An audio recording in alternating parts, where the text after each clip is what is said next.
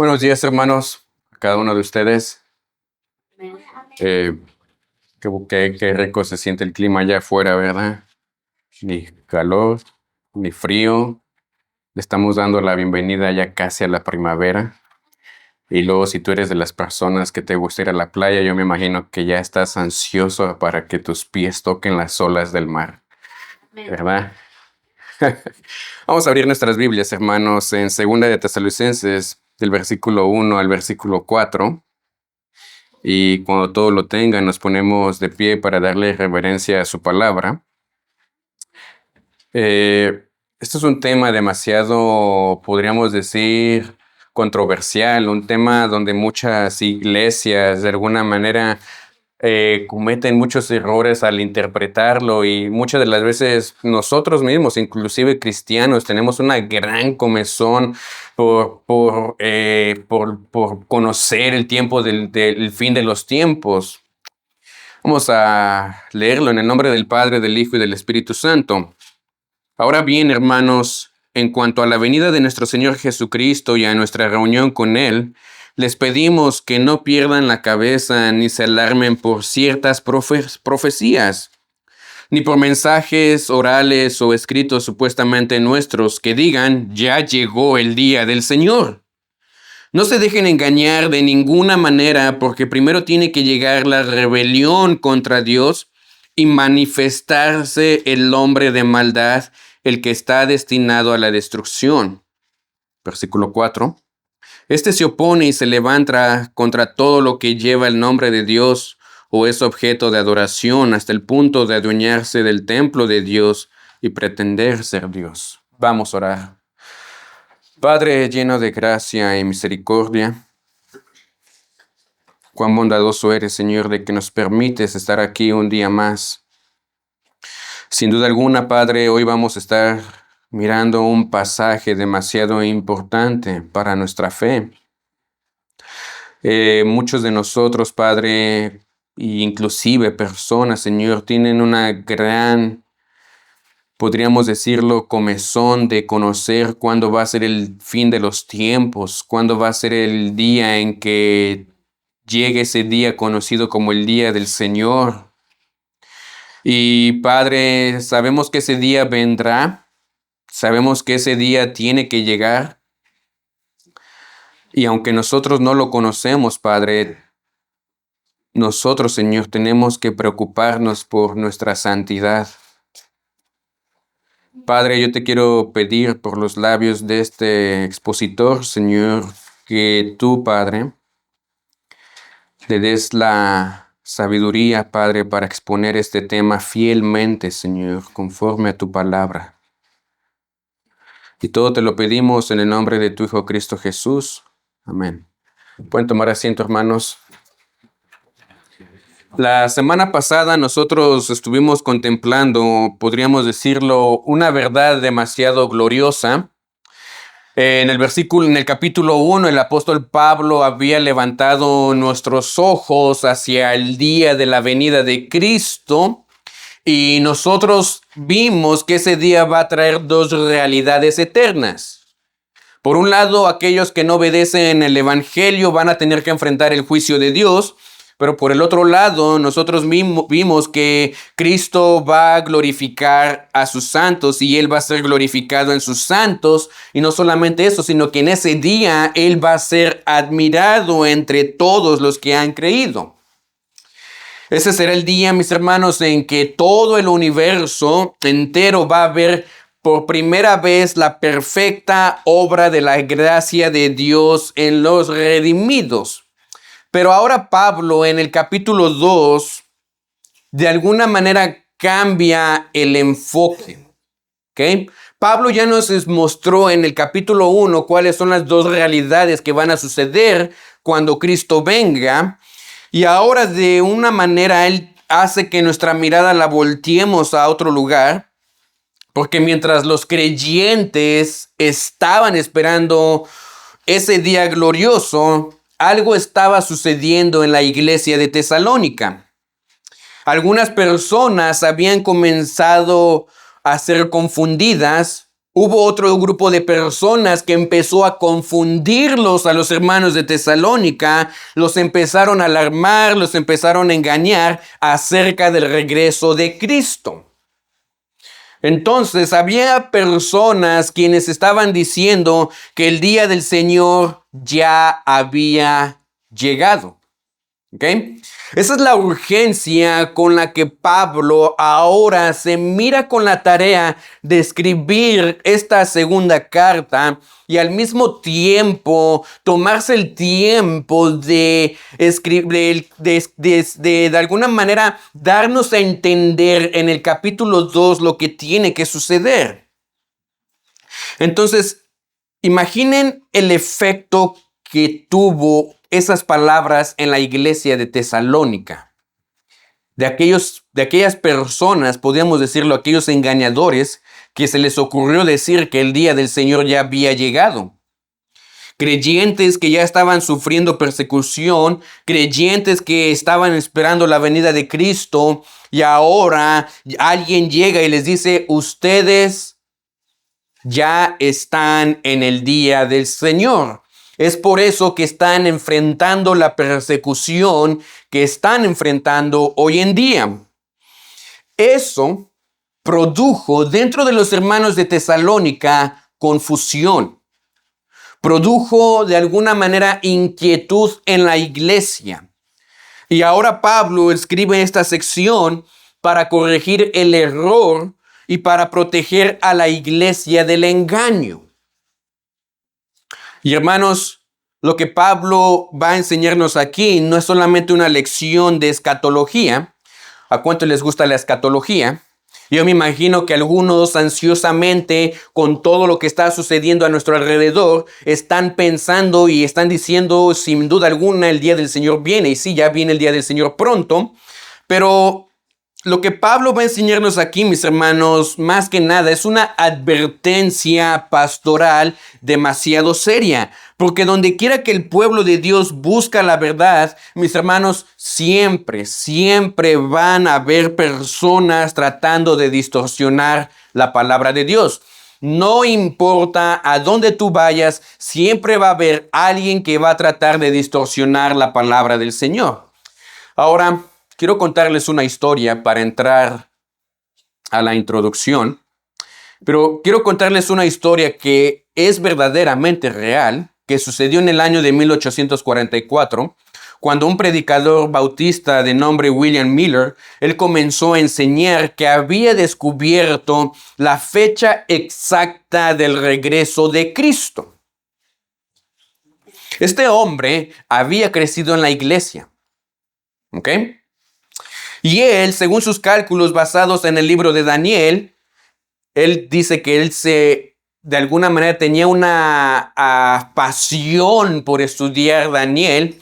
Y él dice que mientras leía Daniel, me parece que era en el capítulo 8, versículo 12, puede que esté mal, dice que él se dio cuenta que Jesús regresaría el 22 de octubre de 1844 con una fecha exacta.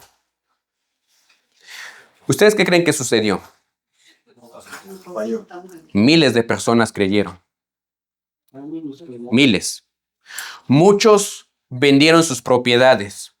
Otros dejaron sus trabajos. Algunos inclusive abandonaron sus hogares.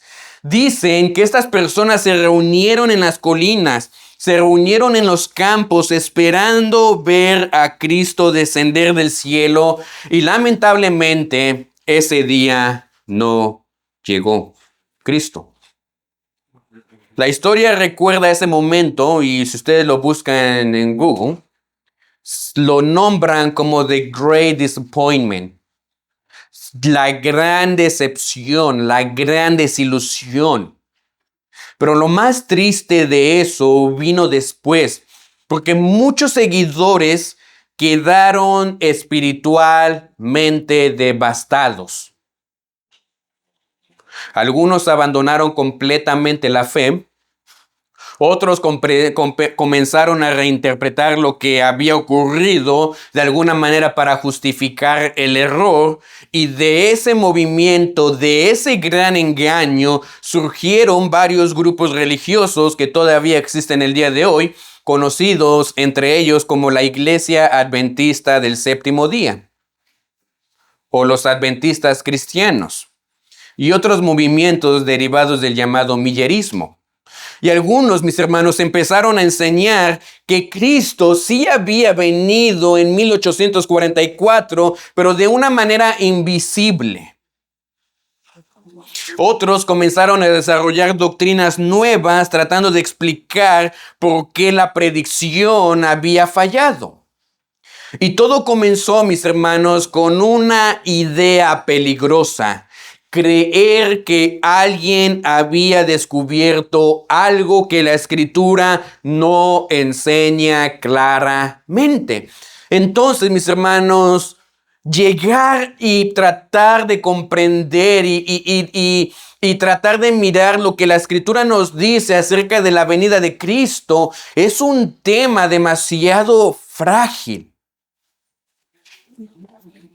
Porque si somos honestos, hermanos, esto no es solamente algo que ocurrió en el siglo XIX, eso también sucede hoy en día en nuestros días. Hoy muchas personas estudian escatología y no te estoy diciendo, si tú quieres estudiar escatología está muy bien, muy bien. Pero hoy muchas personas estudian escatología, todo que ver las cosas relacionadas con el fin de los tiempos de una manera desenfrenada. Constantemente están tratando de conectar las guerras del mundo, los avances tecnológicos, los gobiernos globales, la inteligencia artificial, los chips modernos que hay hoy en día y cada crisis internacional. Todo eso lo tratan de conectar con las profecías bíblicas y no me malinterpreten. Nosotros sí creemos que Cristo regresará y que Cristo viene pronto, como Apocalipsis 22:12 lo dice. Y nosotros esperamos ese día con gozo, pero el problema surge cuando las personas se obsesionan tanto con descifrar los eventos del fin que descuidan algo demasiado importante: su propia santidad. Hay creyentes que pueden pasar horas viendo videos sobre el anticristo, viendo videos sobre el gobierno mundial, viendo videos sobre el número de la bestia, pero no pasan tiempo examinando su corazón delante de Dios. Saben mucha profecía, pero saben muy poco sobre santidad. Saben discutir muy bien el tema del anticristo, pero no están luchando contra el pecado en su propia vida. Y hermanos, ese es un gran peligro. Porque el propósito de la profecía bíblica no es alimentar nuestra curiosidad acerca del futuro. Y yo sé que muchos de nosotros tenemos una curiosidad para ver cuándo va a ser el día que Cristo regresará, pero no, las profecías no están para alimentar nuestra curiosidad acerca del futuro. Están para transformar nuestra manera de vivir el día de hoy.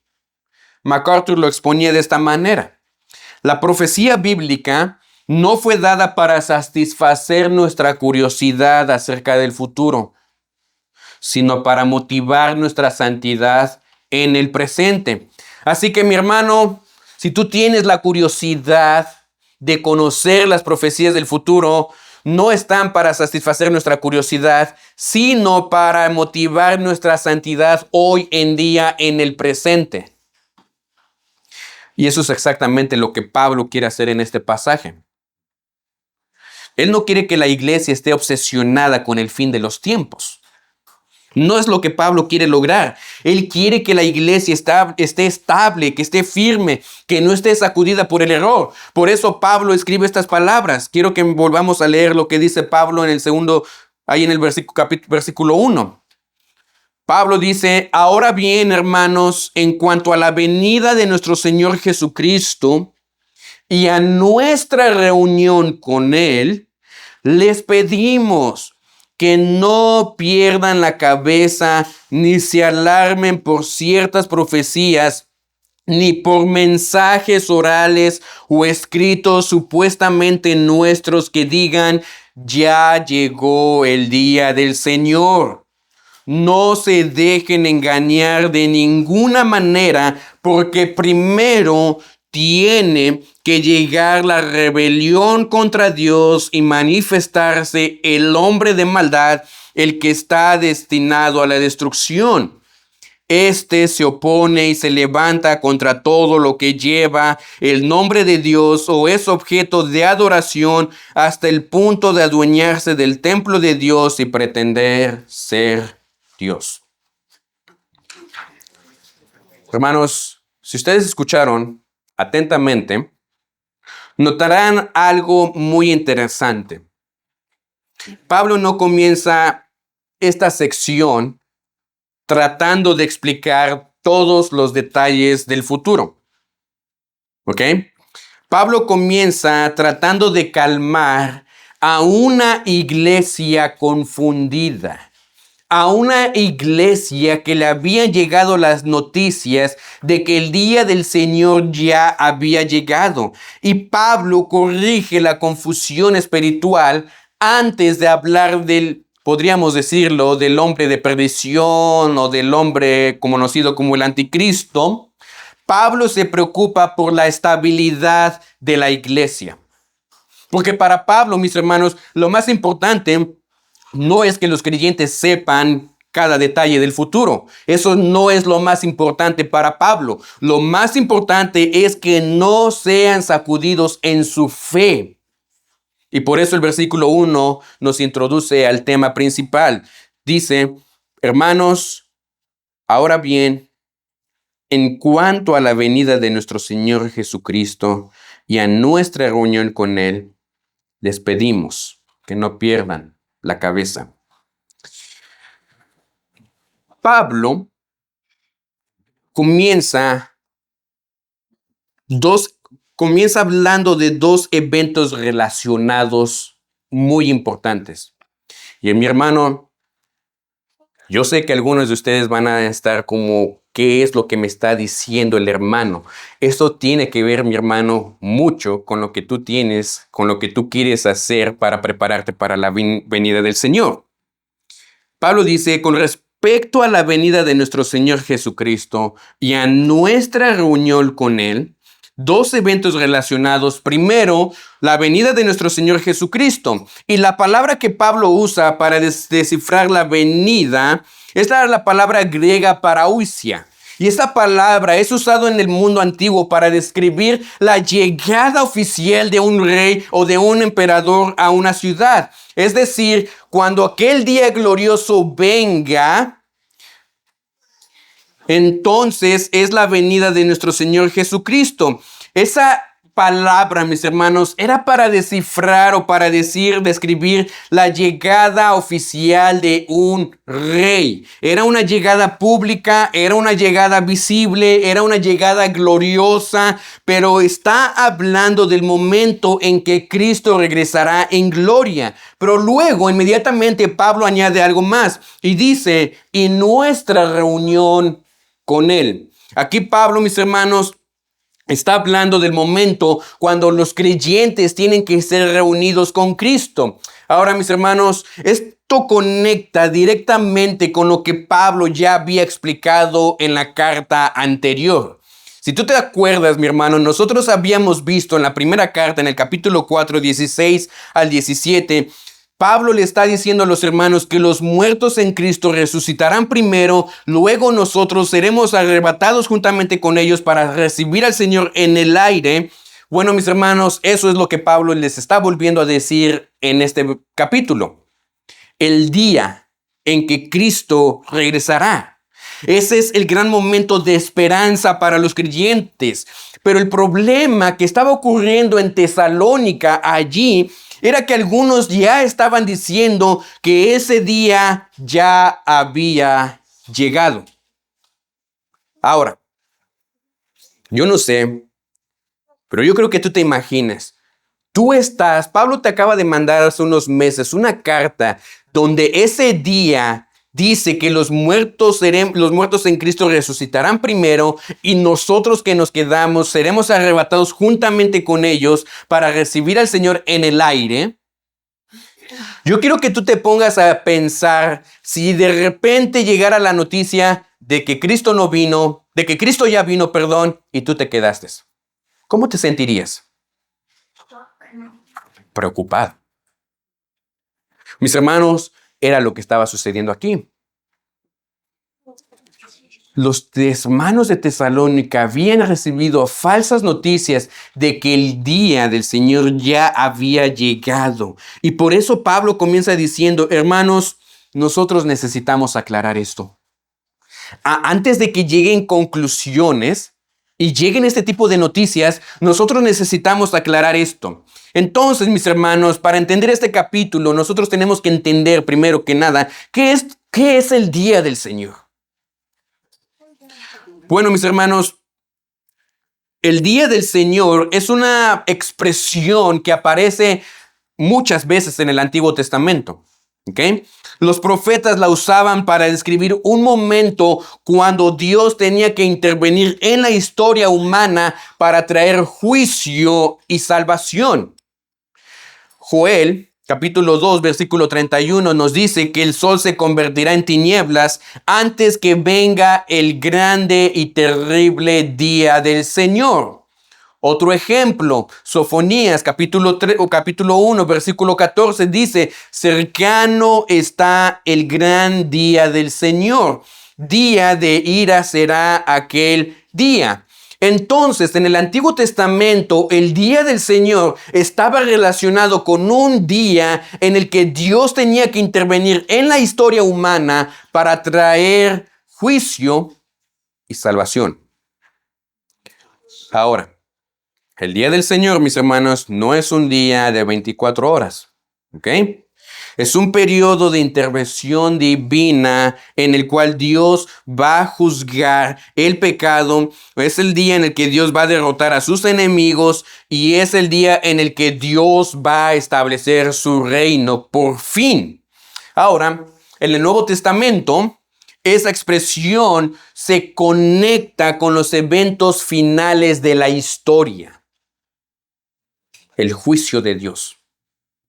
Así que en el Nuevo Testamento, cuando nosotros escuchamos esa expresión del día del Señor, es cuando Dios va a traer por fin el juicio, su juicio de Él.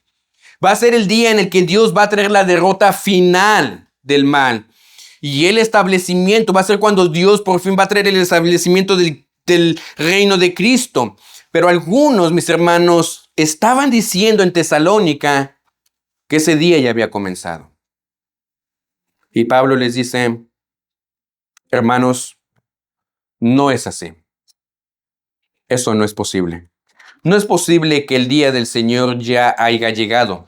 ¿Por qué razón, Pablo? Bueno, porque todavía tienen que ocurrir ciertas cosas. Y esto es lo que Pablo comienza a explicar en los siguientes versículos. Mira lo que dice el versículo 2. Ahora bien, hermanos, calmando a la congregación, en cuanto a la venida de nuestro Señor Jesucristo y a nuestra reunión con Él, que todos nosotros estamos esperando, les pedimos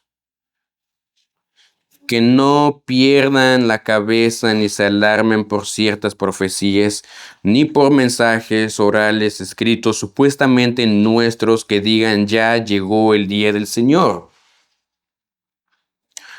Pablo dice, no seáis sacudidos ni alarmados. En algunas traducciones lo expresa de esta manera, que no seáis sacudidos fácilmente en vuestro modo de pensar, ni os alarméis ni por espíritu, ni por palabra, ni por carta, como si fuera de nosotros, en el sentido que el día del Señor ha llegado. Mis hermanos, aquí Pablo comienza tratando directamente con el problema que estaba afectando a la iglesia. Yo quiero que tú te pongas a pensar, algunos creyentes estaban siendo perturbados espiritualmente por lo que estaban escuchando. ¿Cómo es que el día del Señor ya llegó? Y yo sigo aquí sufriendo, padeciendo. Algunos, mis hermanos, y la palabra que Pablo usa aquí para sacudidos era la palabra griega saleu. Y esa palabra describe algo que es movido violentamente, como un barco sacudido por una tormenta o una ciudad que tiembla por un terremoto. Entonces Pablo les está diciendo que no seáis sacudidos en vuestro modo de pensar. Y la idea, mis hermanos, es que el pensamiento de estos creyentes, de estos hermanos, estaban siendo desestabilizados. Sus mentes estaban siendo agitadas por enseñanzas falsas. Estos hermanos estaban siendo, mis hermanos, podríamos decirlo de esta manera, atormentados. Y Pablo les dice, no permitan que su mente sea sacudida tan fácilmente. Esto nos recuerda algo muy importante. La vida cristiana, mis hermanos, no se vive solamente con el corazón.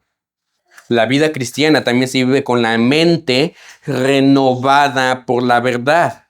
Mis hermanos, Romanos capítulo 12, versículo 2, dice, transformaos mediante la renovación de nuestra mente. Cuando nuestra mente no está anclada en la verdad de la Escritura, mis hermanos, nuestra mente se vuelve vulnerable al engaño. Y por eso Pablo añade algo más. El Pablo dice, ni os alarméis. Y aquí la palabra, mis hermanos, la palabra tiene la idea de ser perturbado, ser inquietado, ser aterrorizado. Pablo les está diciendo, no se dejen aterrorizar tan fácilmente. Es como si Pablo dijera, hermanos, no entren en pánico espiritual. Allá afuera les están diciendo dentro de la iglesia que Cristo, que el día del Señor ya ha llegado. No. Controlen su mente. No se dejen desestabilizar. No se dejen inquietar. ¿Por qué? Porque, mis hermanos, alguien estaba diciendo que el día del Señor ya había llegado y lo que esto significaba para los hermanos de Tesalónica, ellos sabían que el día del Señor estaba asociado con juicio y tribulación, y pensar que ya estaban en ese tiempo estaba causando gran temor a los hermanos de Tesalónica. Pero Pablo explica algo muy importante. Ese engaño estaba llegando por 3 medios diferentes, ¿ok? Hoy tenemos un montón de redes sociales. Hoy los engaños pueden llegar fácilmente como tú no te imaginas.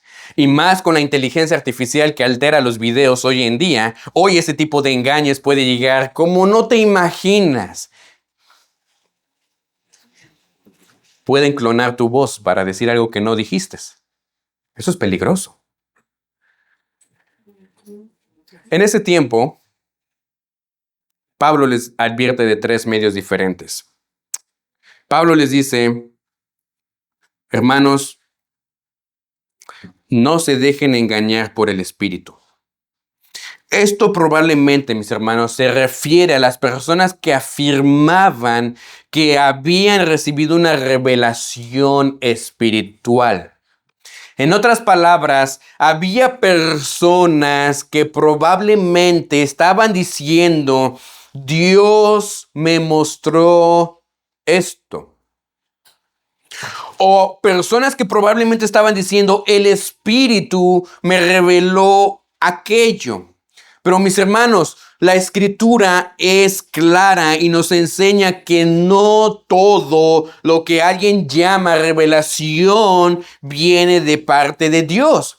Entonces, mis hermanos, primera de Juan capítulo 4, versículo 1 nos dice, amados, no creáis ¿a qué? A todo espíritu, sino probar los espíritus para ver si son de Dios. Mis hermanos, desde los primeros días de la iglesia existían personas que afirmaban hablar en nombre de Dios, pero en realidad estaban enseñando un error. ¿Qué es lo que está diciendo Pablo aquí? Hermanos, no se dejen alarmar por ciertas profecías. No lo hagan. Cualquier persona que te diga que viene de parte de Dios y te está diciendo que el día del Señor ya llegó, no le creas. No le creas. Y luego Pablo usa otra, ni por palabra. Esto probablemente se refiere a enseñanzas verbales o rumores doctrinales, personas que estaban diciendo, bueno, eso fue lo que Pablo me enseñó. O bueno, eso fue lo que los apóstoles creen, que el día del Señor ya llegó. Pero Pablo les dice, no crean todo lo que escuchan. Mis hermanos, ¿por qué es importante esto? Porque muchas falsas doctrinas en la iglesia, mis hermanos, se propagan no por escritos formales. ¿Sabes dónde se propagan ese tipo de mala información? Por conversaciones, interpretaciones y rumores. Bueno, es que yo escuché que el hermano dijo y yo creo que esto es lo que quiere decir. Bueno, es que esto fue lo que el hermano dijo. Pablo dice, no se dejen engañar por palabras. Efesios capítulo 4, versículo 14, Pablo les advierte a los hermanos de Éfeso para que ya no seamos niños fluctuantes, sacudidos por olas y llevados de aquí por allá por todo viento de doctrina. Entonces, las personas que no están ancladas fielmente en la palabra del Señor son aquellas que van a creer todo lo que las personas dicen. Nunca van a correr a las escrituras. Se van a dejar llevar por lo que fulanito, fulanita le dijo y no por lo que la palabra de Dios dice. Y luego Pablo, mis hermanos, revela todavía algo más serio.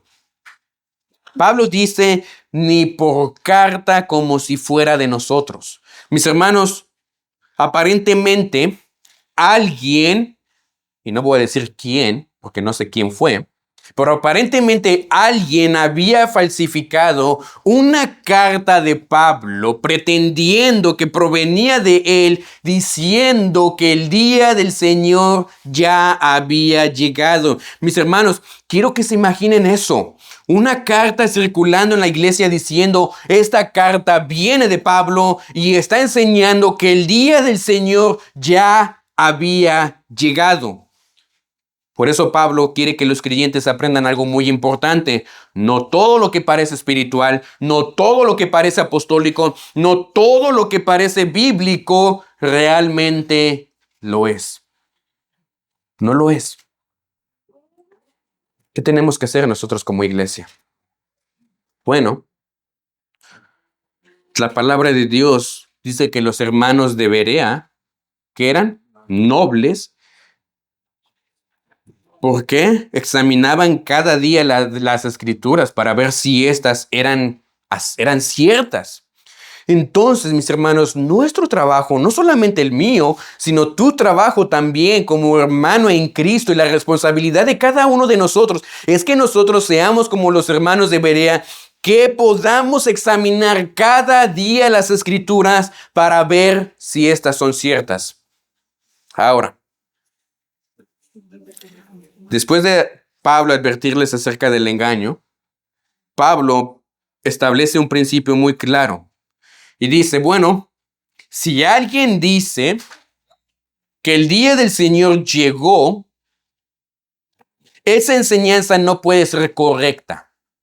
Pablo les está diciendo que, supongamos, el día del Señor ya llegó, pero esto no puede ser correcto. Bueno, ¿por qué, Pablo? ¿Por qué razón tú no crees que el día del Señor ya llegó? Bueno, porque les voy a decir lo siguiente, porque antes de que ese evento suceda, deben ocurrir otros ciertos eventos específicos. Y es lo que Pablo les da en el versículo 3. Quiero que pongas atención. Pablo no les da los siguientes textos para calmar su conciencia acerca del futuro. No, sino porque esto es lo que tiene que pasar. En el versículo 3, ustedes tienen la palabra apostasía, ¿verdad? En la versión Reina Valera. Dice, no se dejen engañar de ninguna manera, porque primero tiene que llegar la rebelión contra Dios, el que está destinado a la destrucción. En sus versiones dice que nadie os engañe en ninguna manera, porque no vendrá sin que primero venga la apostasía. Hermano, ¿qué es la apostasía? Bueno, Pablo comienza con una advertencia, que nadie os engañe. ¿Ok? Así que yo les digo a ustedes, no se dejen engañar. El engaño espiritual es uno de los peligros más constantes en la historia de la iglesia. Y Jesús mismo lo advirtió constantemente en Mateo 24, 4 al 5, que mirad que nadie os engañe. Si hay algo que nosotros tenemos que tener cuidado, es tener cuidado de que nadie nos engañe. Bueno, ¿qué es la apostasía? Bueno, versículo 3 dice que no vendrá sin que primero venga la apostasía. Aquí Pablo menciona un evento, y ponga atención, que tiene que ocurrir antes del día del Señor. Y él dice que primero vendrá la apostasía. Esta palabra tiene la idea de apartarse. Para los que estuvieron aquí hace años, miramos un tema demasiado grande acerca de la apostasía. Es alguien que deserta con intención. Es alguien que se rebela contra una autoridad. En el mundo antiguo se usaba para describir a alguien que abandonaba su lealtad. Por ejemplo, un soldado que desertaba de su ejército o un ciudadano que se rebelaba contra su rey. Esa persona era considerada un apóstata. Era alguien que se apartaba deliberadamente de la autoridad a la que antes estaba sujeto.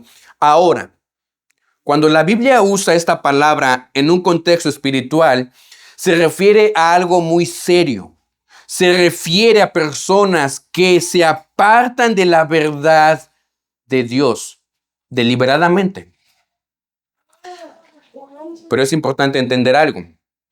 La apostasía, mis hermanos, no es ignorancia. No lo es. Una persona apóstata no es una persona ignorante, no. No se trata de alguien que nunca conoció la verdad. La apostasía ocurre cuando una persona conoce la verdad. En este caso, cuando una persona conoce de Dios, pero decide abandonarlo.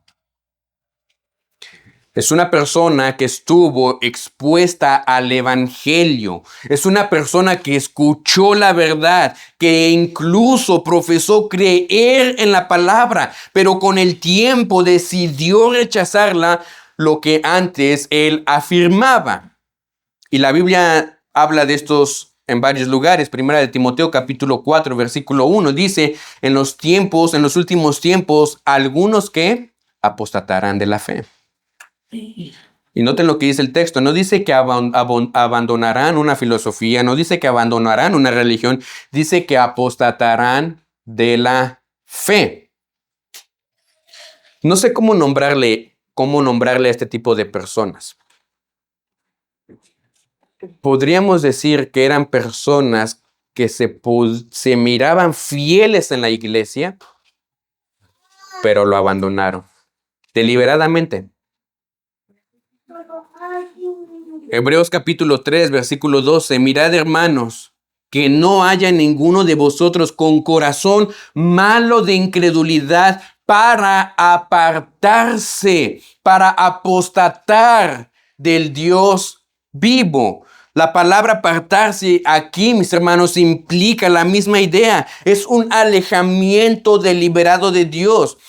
Mateo capítulo 24, versículo 10 dice, muchos tropezarán y caerán. En los últimos tiempos, mis hermanos, muchas personas que una vez parecían seguir a Cristo abandonarán la fe. Y hermanos, esto es algo que la iglesia ha visto a lo largo de la historia. A lo largo de la historia, tú y yo hemos mirado cristianos que de alguna u otra manera desertaron, se apartaron de la fe. Personas que durante un tiempo parecen estar firmes, pero cuando vienen las presiones de la vida, cuando viene la persecución o las tentaciones del mundo, ¿qué es lo que sucede? Terminan abandonando la verdad. El apóstol Juan escribió lo siguiente en el capítulo 1 de Juan 2:19. Salieron de nosotros, pero no eran de nosotros.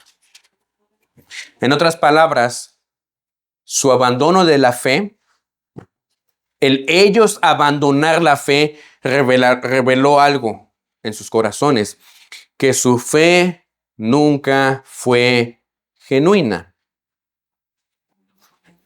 Es por eso que constantemente nosotros tenemos que examinar nuestros corazones. Yo no quiero decir esto, pero probablemente tú puedes ser un apóstata. Una persona que puede estar ahorita confirmando, afirmando que tú eres cristiano, que amas a Cristo y le sigues. Y ahorita nosotros podemos mirarte bien, pero probablemente cuando lleguen las aflicciones o los problemas o las tentaciones a tu vida, desiertes. Entonces, cuando Pablo habla de la apostasía, está describiendo un tiempo. Cuando Pablo está diciendo aquí, cuando llega aquel día, no va a suceder sin que antes llegue la apostasía. En otras palabras, una rebelión espiritual masiva. Un abandono generalizado de la verdad de Dios. Personas que una vez profesaron fe, pero que finalmente rechazan el evangelio. Será un tiempo donde el mundo no solamente ignorará a Dios, sino que también se va a rebelar abiertamente contra Él. Ahora, mis hermanos, déjame te pinto esta. Si hoy en día tú miras personas que todavía están haciendo lo posible para que el evangelio sea esparcido, todavía no ha llegado el día de la apostasía. Todavía no ha llegado masivamente, como un día va a llegar. Todavía no hemos mirado números. Sí vemos que está creciendo ese número de personas que constantemente están apostatando de la fe, pero no ha llegado tan masivo como aquel día llegará. ¿Qué es una persona apóstata? Bueno, déjame te ilustro algo. Imagínense un soldado en medio de la batalla. No te voy a poner equipos de cualquier país como tú le quieras nombrar. Ese soldado ha jurado lealtad a su país. Ese soldado ha jurado lealtad al presidente, probablemente a su rey. Ha recibido entrenamiento, ha sido equipado con armas, ha estado marchando con el ejército, pero en medio de la batalla ese soldado toma una decisión. En medio de todo ese conflicto, al mirarse presionado por el enemigo, decide abandonar su puesto, deja a sus compañeros y se une al enemigo. Eso es lo que en términos militares se llama una deserción. Ahora piensen en esto espiritualmente. La apostasía es algo parecido. Es cuando una persona que ha estado expuesto a la verdad del evangelio, que ha escuchado la palabra de Dios, que ha estado frente o entre el pueblo de Dios, finalmente decide abandonar la verdad.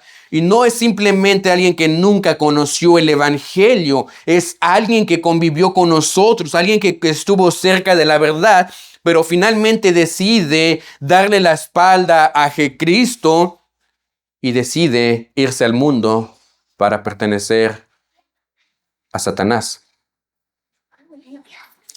Jesús describió algo similar en la parábola del sembrador. Lucas capítulo 8, versículo 13, si me acompañan ahí. Mira lo que dice.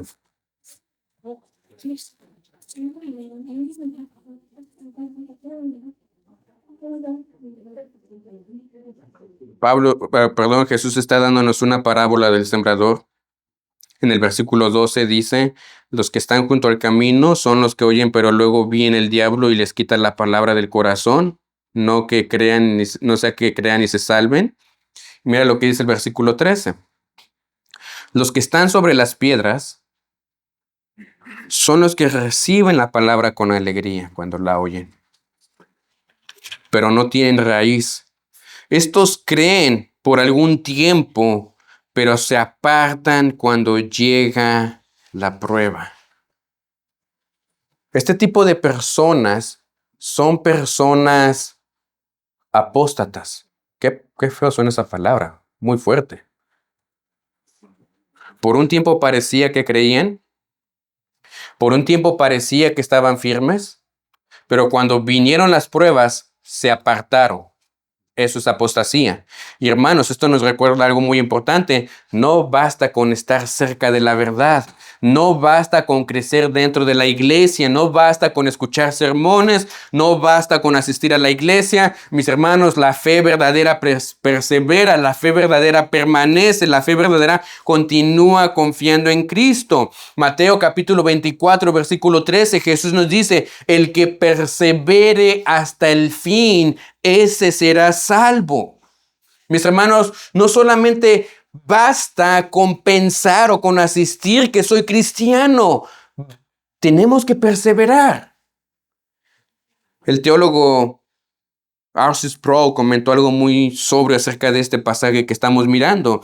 Y él dice, la apostasía es el abandono consciente de la verdad que una vez fue profesada. No es simplemente ignorancia, es rebelión contra la luz. En otras palabras, mi hermano, la apostasía no ocurre porque la verdad no fue conocida, ocurre porque la verdad fue rechazada. Es decir, tú conociste la verdad, conocías a Dios, conocías lo que Dios exigía de ti, y ¿sabes qué es lo que haces? No lo quiero. No lo quiero. Bueno, Pablo nos dice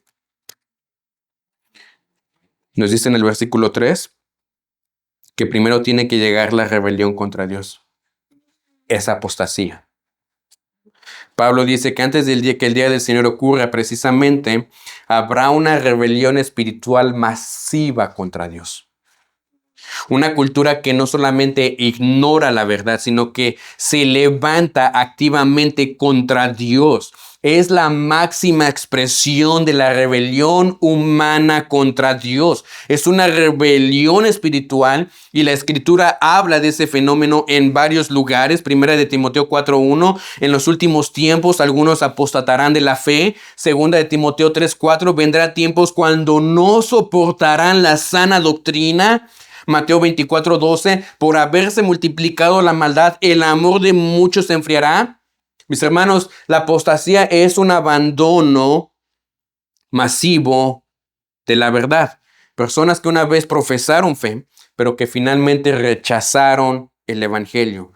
Y en medio de esa rebelión espiritual, en medio de ese grupo de personas o ese evento de cuando esté la rebelión espiritual, va a aparecer un personaje específico. Bueno, ¿quién es? Bueno, en medio de esa rebelión aparecerá el personaje que Pablo describe en el siguiente versículo, el hombre de pecado. Dice el versículo 4. Dice el versículo 3, tiene que llegar la rebelión contra Dios y manifestarse el hombre de pecado, el hombre de maldad, el que está destinado a la destrucción. Dice el versículo 4, este se opone y se levanta contra todo lo que lleva el nombre de Dios o es objeto de adoración hasta punto de adueñarse del templo de Dios y pretender ser Dios. Ahora, ¿qué es el hombre de pecado? ¿Quién es ese personaje? Bueno, el diablo dice. Bueno, primera de Juan 2:18 nos dice que este personaje es descrito como el anticristo. Habéis oído que el anticristo viene. Pablo lo llama como el hombre de pecado o el hombre de maldad. Esto significa que su vida estará completamente caracterizada por la rebelión contra Dios. También es conocido como el hijo de perdición. Y si tú recordarás, esta expresión significa de alguien destinado a destrucción. Y curiosamente, esta misma expresión del hombre y del hijo de perdición se usa para describir a Judas Iscariote. Ahora, la idea de Pablo aquí es alguien que está completamente entregado al mal. Versículo 4 dice, mira lo que dice, el cual se opone y se exalta sobre todo lo que se llama Dios o es objeto de culto. Este personaje, mi hermano, No será simplemente un líder político, va a ser alguien que se levantará abiertamente contra Dios. Y la palabra que Pablo usa ahí, se opone, significa que se levantará activamente contra todo lo que representa la autoridad de Dios. Es decir, mi hermano, que este personaje que Pablo nos está describiendo aquí no se tocará el corazón para oponerse abiertamente a todo lo que venga de Dios. Pablo añade algo más. Dice que se exaltará a él mismo. Mis hermanos, esto describe orgullo extremo. El hombre elevándose a sí mismo por encima de todo. Esto nos recuerda algo que vemos desde el principio de la historia humana, desde el jardín del Edén. El pecado, mis hermanos, ha intentado hacer lo mismo. El hombre queriendo ocupar el lugar de Dios. Génesis capítulo 3, versículo 5, la serpiente le dice a Eva, seréis como Dios. Pero el versículo continúa con algo más impresionante porque dice, de manera que este hombre, este personaje se sienta en el templo de Dios presentándose como si fuera Dios. Ese, hermano, ese punto es la culminación de la rebelión humana. Va a ser un personaje que va a exigir adoración, un hombre que se presenta como si fuera Dios, y esto nos recuerda la profecía que Daniel nos había dicho en el capítulo 11, versículo 36, el rey hará su voluntad, se ensoberbecerá y se engrandecerá sobre todo Dios. Y Apocalipsis capítulo 13, versículo 8 dice, todos los moradores de la tierra lo adorarán. Mis hermanos, este personaje representa la máxima expresión de orgullo humano. Por eso constantemente nosotros tenemos que matar nuestro orgullo, nuestro ego, nuestra vanagloria. Porque este personaje, mis hermanos, no solamente va a representar la máxima expresión del orgullo humano, sino que va a representar la máxima expresión de la rebelión contra Dios. Ahora, cuando llegamos a este punto del pasaje, es importante que recordemos algo. Esto suena algo como hermanos, tenemos que esperar a que este hombre llegue. Pablo no es lo que nos manda que nosotros estemos esperando, no. Al llegar a este punto del pasaje, tenemos que recordar algo demasiado importante. El propósito de Pablo no era simplemente darnos información sobre el futuro. Pablo no está escribiendo un tratado académico sobre la escatología, no. Pablo, mis hermanos, está escribiendo a una iglesia que estaba confundida. Había creyentes que estaban alarmados, que estaban siendo sacudidos. Había creyentes que estaban escuchando cosas que no venían de parte de Dios. Y por eso Pablo les dice claramente, no se dejen sacudir, no se dejen alarmar, no se dejen engañar. Y esa advertencia, mis hermanos, sigue siendo profundamente revelante hoy en nuestros tiempos.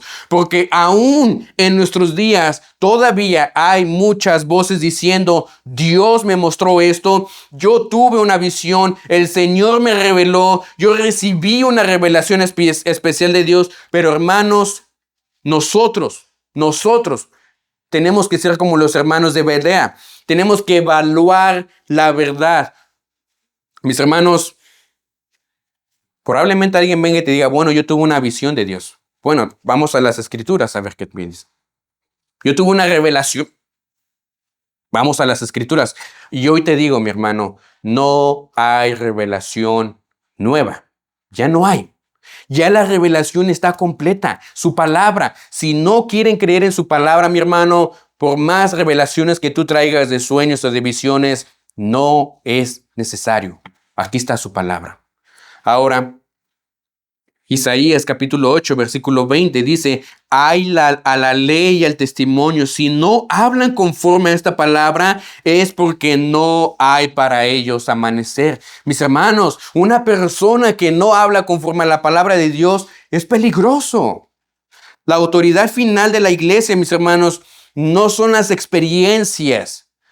Eso no es lo que dicta la iglesia, no son las emociones ni las supuestas revelaciones. La autoridad final es la palabra de Cristo, la escritura, su Biblia, lo que ya nos dejó. Por eso el creyente maduro, nosotros como creyentes maduros, no vivimos alarmados cada vez que aparece una nueva teoría profética. No vivimos perturbados por cada video que aparece en internet. No vivimos corriendo detrás de cada predicción del fin del mundo. El creyente maduro, mis hermanos, vive anclado en la palabra de Dios. Y muchas personas dicen, bueno, ya miraste que tal río que tal río que estaba seco empezó a salir agua. ¿Miraste esta guerra que está sucediendo en tal lugar del mundo? Mis hermanos, nosotros no nos dejamos llevar por ese tipo de noticias. Te voy a decir qué pasó. Cuando empezó la Segunda Guerra Mundial, ¿tú sabes cuántos cristianos estaban pensando que sería el día final de los tiempos?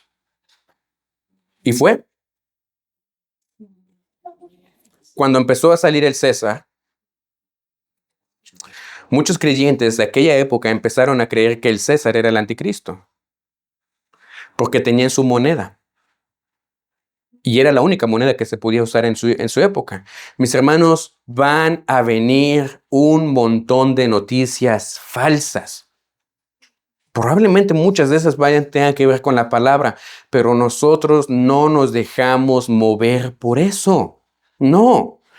Debemos tener mucho cuidado con algo. A lo largo de la historia, mis hermanos, de la iglesia, a lo largo de la historia de la iglesia, muchos errores doctrinales comenzaron a surgir diciendo, bueno, es que Dios me mostró. Dios me reveló algo. Yo tuve una visión. Mis hermanos, Dios ya nos ha dado su revelación completa en la Escritura. No necesitamos una revelación más. Hebreos capítulo 1, versículo 1 al 2. Dios en estos últimos días nos ha hablado por su Hijo. Segunda de Timoteo 3, 16 al 17. Toda la Escritura es inspirada por Dios a fin de que el hombre de Dios sea perfecto. Eso significa que la iglesia no necesita nuevas revelaciones. No las necesitamos. Lo que necesita entender la iglesia es entender y obedecer la revelación que ya está escrita. ¿Y cuál es ese, hermano? Las palabras de Dios, la Biblia. Por eso Pablo dice, no se alarmen. No se dejen mover por lo que la gente diga. No se dejen perturbar por supuestas visiones. No se dejen sacudir por rumores espirituales. La iglesia debe de ser un pueblo firme, estable y sobrio. Mi hermano, nadie sabe cuándo Cristo regresará. Nadie sabe. Deja que sucedan, deja que pasen las guerras que tengan que pasar. Deja que avance la tecnología como tenga que avanzar. Deja que pasen el montón de cosas sobrenaturales que tengan que suceder. Tú preocúpate por tu santidad. Preocúpate por eso. Cuando escuchamos este pasaje, mis hermanos, cada uno de nosotros debemos de hacernos preguntas a nosotros mismos. ¿Estoy edificando mi fe sobre la palabra de Dios o estoy edificando mi fe sobre lo que escucho en las noticias o lo que otras personas me dicen? ¿En qué estás edificando tu fe? ¿Estoy creciendo en discernimiento espiritual? ¿O simplemente me dejo impresionar fácilmente por cualquier enseñanza nueva? Porque no podemos ser niños fluctuantes, no. Tenemos que madurar en las escrituras. Pero pregúntate, ¿estoy más interesado en descifrar el futuro, en cuándo Cristo va a venir, a ver si ya me tengo que poner a cuentas con Dios o vivir en santidad hoy? Pregúntate esa pregunta, porque hermanos, el propósito de Dios al hablarnos del futuro, cuando Dios nos muestra una profecía, no es que vivamos obsesionados con teorías proféticas, es que nosotros vivamos preparados espiritualmente. Primera de Juan capítulo 3, versículo 3, todo el que tiene esta esperanza en Él se purifica a sí mismo. La verdadera escatología, mi hermano, la verdadera escatología produce santidad en nosotros. Cuando nosotros escuchamos este tipo de profecías, lo que tiene que producir en nosotros es decir, Señor, wow, tengo que santificarme más. Tu palabra tiene que purificarme más. Tengo que apartarme más del pecado. Tengo que confesar más mi pecado. Eso es lo que tiene que producir este tipo de profecías en nosotros. No comezón de saber cuándo va a venir el Cristo. Así que si tú eres un hermano creyente que lleva años en la congregación o en el Señor, no vivas alarmado por lo que ocurre en el mundo. No vivas dominado por el temor. Mi hermano, Cristo sigue reinando. Cristo sigue gobernando la historia. Nada ocurre fuera del control de Dios como estábamos mirando en la mañana. El mismo Cristo que un día prometió regresar, Él va a cumplir su promesa. ¿Cuándo? Yo no lo sé. Pero en lo que llegue ese día, mi hermano, tú preocúpate por tu santidad. Ahora, si hay una persona inconversa, hay una advertencia seria en este pasaje, porque el día del Señor vendrá, el día del juicio vendrá, Cristo regresará. Y la pregunta más importante no es cuándo vendrá, la pregunta más importante es, ¿estás preparado tú para cuando Cristo venga? Porque cuando Cristo regrese, como miramos anteriormente en el capítulo 1, solamente van a haber dos grupos de personas. Aquellos que pertenecen a Cristo y aquellos que permanecieron en rebelión contra Dios. Mi hermano, amigo, la Escritura nos llama al arrepentimiento hoy, no mañana. No le quieras entregar tu vida mañana. Ya mañana ya es tarde. Hechos 17:30. Dios ahora manda a todos los hombres en todo lugar que se arrepientan. Mis hermanos, la iglesia no necesita más especulación. La iglesia necesita más fidelidad. La iglesia, mis hermanos, nosotros no necesitamos más teoría sobre el anticristo. Necesitamos más santidad en vuestras vidas. Tú necesitas más santidad. Yo necesito más santidad. No necesitamos vivir alarmados por cada noticia del mundo. Nosotros necesitamos vivir firmes en la palabra de Dios. Porque mis hermanos, cuando la iglesia está anclada en la verdad, cuando la iglesia está verdaderamente anclada en Cristo, mis hermanos, no será sacudida, no será alarmada, no será engañada. Podrá pasar la Tercera Guerra Mundial hoy en día y mis hermanos, solamente hay una cosa que tú debes de preocuparte: tu santidad, tu comunión con Dios. Lo demás, mi hermano, es sobra. Es exactamente lo que la iglesia es exactamente la iglesia que Cristo está edificando. Una iglesia que no se deja llevar por ideas. Así que mis hermanos, vamos a orar.